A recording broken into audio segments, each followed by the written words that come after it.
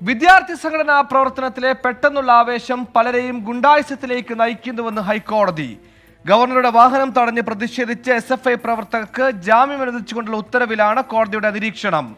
Criminal പ്രവർത്തനങ്ങളിലൂടെ വിദ്യാഭ്യാസം എന്ന ആയുധത്തിന്റെ തിളക്കം നഷ്ടപ്പെട്ടുവെന്നും കോടതി പരാമർശിച്ചു. ശ്രീകാന്ത് കൊച്ചിയിൽ നിന്ന് ചേരുന്നു. ശ്രീകാന്ത്, കാലിക പ്രസക്തമായ ഒരു നിരീക്ഷണം കോടതി നടത്തിയിരിക്കുന്നു. ജാമ്യം അനുവദിച്ചുകൊണ്ടുള്ള ഉത്തരവിൽ പറയുന്ന മറ്റു കാര്യങ്ങൾ എന്തൊക്കെയാണ്? ഈ ഗവർണറുടെ വാഹനം തടഞ്ഞ് കരിങ്കൊടി കാണിക്കുന്ന കേസിൽ പ്രതികൾക്കെതിരായ പ്രോസിക്യൂഷൻ ആരോപണങ്ങൾ ഗുരുതരവും കുറ്റകരവുമാണെന്നാണ് കോടതി കണ്ടെത്തിയിരിക്കുന്നത്.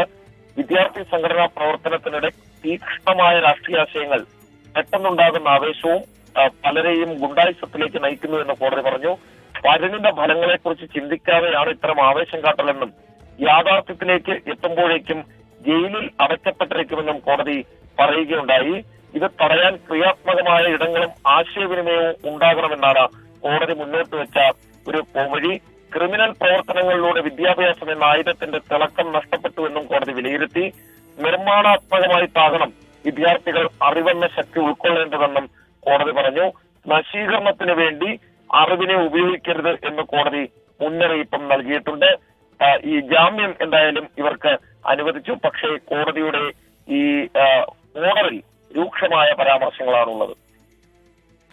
ശരി, ശ്രീകാന്താണ് വാർത്തയുടെ വിശദാംശം നൽകിയത്. വിദ്യാർത്ഥി രാഷ്ട്രീയം അത് ജനാധിപത്യത്തിന് അനിവാര്യമാണ്. പക്ഷെ അതിര് വിടുമ്പോൾ, ആശയങ്ങൾ തമ്മിൽ ഏറ്റുമുട്ടുന്നതിന് പകരം കയ്യാങ്ങളിലേക്ക് പോകുമ്പോൾ അത് വിദ്യാഭ്യാസത്തിന്റെ തിളക്കം നഷ്ടപ്പെടുത്തുന്നു എന്നാണ് കോടതിയുടെ നിരീക്ഷണം.